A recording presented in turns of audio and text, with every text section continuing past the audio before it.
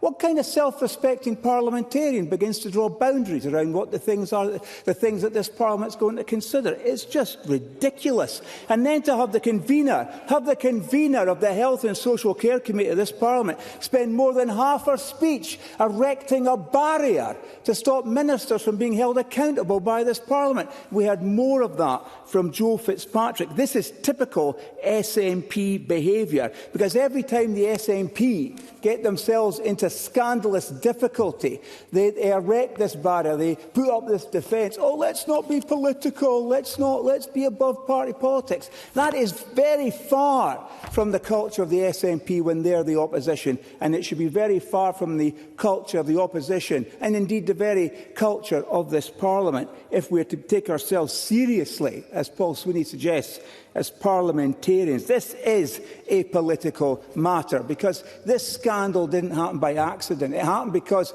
a government, frankly, has been in power for far too long, stopped listening, stopped questioning itself, has drank the Kool-Aids, dining out on its own propaganda. This is the legacy that this SNP government leaves. The Queen Elizabeth University Hospital should have been a place of safety. Instead, for far too many families, it became a place of fear, infection, unimaginable loss. Families were told nothing. They were lied to, in fact, worse than nothing. Clinicians, named by the leader of the Labour Party in this debate, who stood up and spoke up, were brave, were vilified. Beyond being ignored, they were vilified, they were marginalised, warnings were downplayed, reports were ignored. You can't help but conclude that the ministers in this government from that time and even today are either grotesquely incompetent or they are not telling the truth. You can take your choice. I would. I thank Mr Kerr for taking the intervention. Several members on the SNP benches have said that we have to listen to the voice of doctors. 3 doctors I referenced at the start, because of whom we are in the place we are today in terms of making progress. Dr Redding, Dr Peters and Dr Inkster say they are not satisfied with the conditions in the here and now.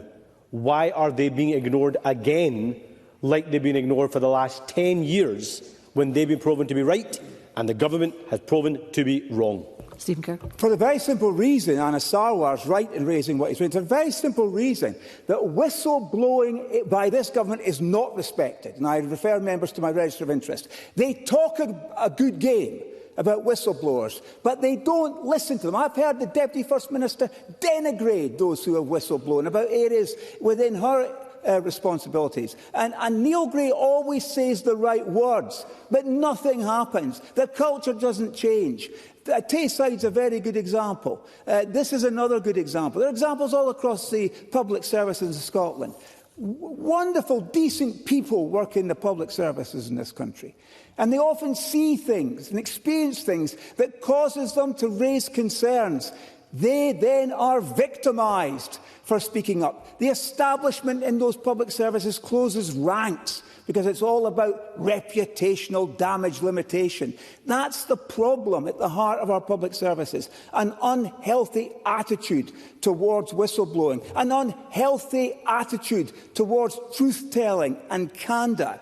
Now, the fact of the matter is, and the words are significant, pressure was applied. And whatever the Health Board says now, at whoever's behest, to cover up more of the trails that have led us to this point, pressure was applied. That doesn't talk about pressure within the organisation. To apply pressure suggests something external. So let's be absolutely clear. This whole episode is not a freak occurrence. It isn't a freak occurrence. It was not bad luck.